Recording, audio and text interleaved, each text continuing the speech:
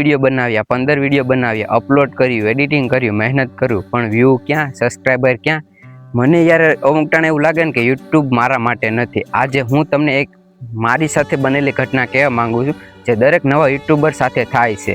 કદાચ તમે આજે યુટ્યુબમાં ગમે તે વિડીયો અપલોડ કરશો, તમારે વ્યૂ ઓછા આવશે, તો આખો મારો આ વિડીયો જોવાનું ભૂલતા નહીં.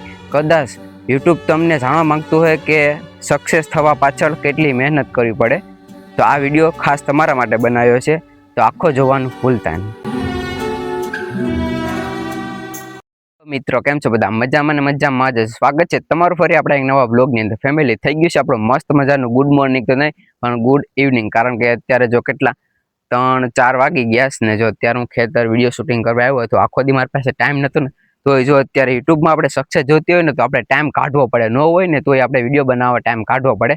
એટલે અત્યારે જો હું ખેતર વિડીયો બનાવ્યો કે ખેતરમાં થોડુંક ધ્યાન રાખવાનું છે ને, એ બાને મારો વિડીયો પણ બની જાય, એટલા માટે હું અત્યારે ખેતર આવ્યો છું.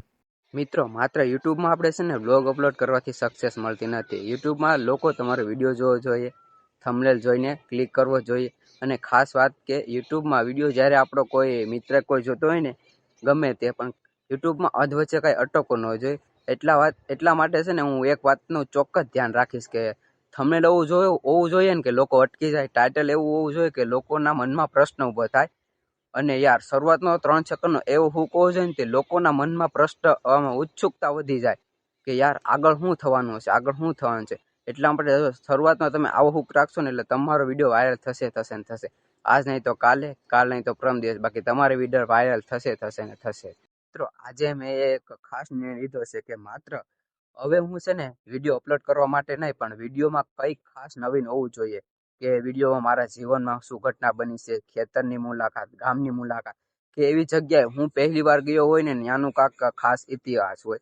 હું તમને એમ જાણવા માંગુ છું કે તમે જ્યારે મારી યુટ્યુબ ચેનલ એટલે હાદલો લાઈફસ્ટાઈલ બ્લોગ ખોલો એટલે તમને એમ થાવ છે કે ચાલો આજે જોઈએ કે હાદલો આપણા માટે નવીન શું વિડીયો લાવવો જોઈએ. તો હું એ પ્રકારનો વિડીયો બનાવવા માંગુ છું. મિત્રો જ્યારે હું છે ને મારી પૂરી દિલથી મહેનત કરી વિડીયો બનાવું છું અને યુટ્યુબમાં અપલોડ કરું છું, અને હાંજકનો પાછો યુટ્યુબમાં હું વિડીયો જોઉં છું કે એ વિડીયો તો મારા 10 જણાએ જોયું છે, ત્યારે યાર કસમથી છે ને આખું મન તૂટી જાય, દિલ પણ તૂટી જાય કે યાર હવે વિડીયો નથી બનાવો.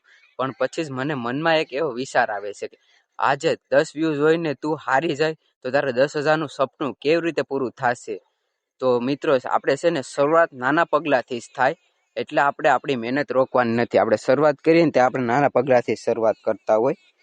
પણ કદાચ આજે ભલે મારા વિડીયોમાં 10 વ્યૂઝ આવતા હોય, પણ મારા મનને એવું લાગે છે કે આજ નહીં તો કાલે, નહીં તો 1 વર્ષ પછી મારા વિડીયોની અંદર 10-15 જણાની ફેમિલી બનશે, ધીરે ધીરે 1 લાખ જણાની ફેમિલી બનશે.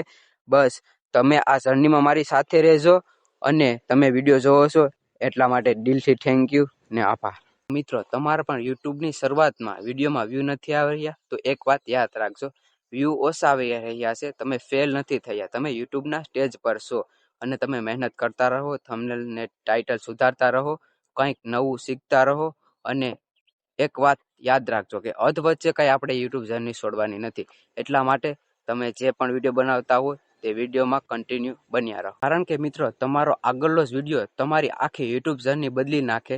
એટલા માટે તમે કાંઈ અટકશો નહીં અને યુટ્યુબમાં કન્ટિન્યુ બન્યા રહેજો. તમે પણ જો મારી આ યુટ્યુબ જર્નીમાં ભાગ બનવા માંગતા હોય તો મારી ચેનલ એટલે કે હાદલો લાઈફસ્ટાઈલ બ્લોગને સબસ્ક્રાઈબ કરવાનું ભૂલતા નહીં. મળીએ તમને ફરી એક નવા બ્લોગ સાથે. ત્યાં બધાને જય માતાજી એન્ડ બાય બાય. સબસ્ક્રાઈબ કરવાનું પાછું ભૂલતા નહીં. Bye bye.